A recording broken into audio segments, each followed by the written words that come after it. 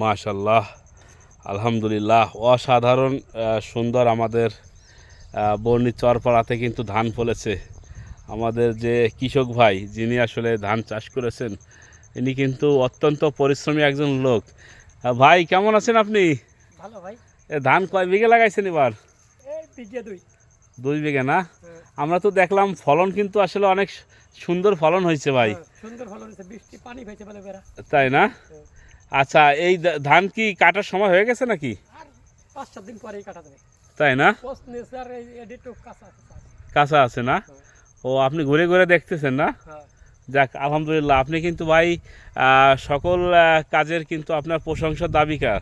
আমরা দেখলাম যে আপনি যে সুন্দর ধান ফলিয়েছেন। দেখেন সবাই, আসলে আমাদের কৃষক ভাই আসলে অত্যন্ত পরিশ্রম করে তিনি যে সোনার ফসল ফলিয়েছেন, তাদের মুখে হাসি ফুটলেই কিন্তু আমাদের মুখে হাসি ফুটবে। কারণ তাদের পরিশ্রমের বিনিময়ে কিন্তু আমরা কিন্তু আসলে দুবেলা দুমুঠো খেতে পাই। ধন্যবাদ ভাই, ভালো থাকবেন আপনি।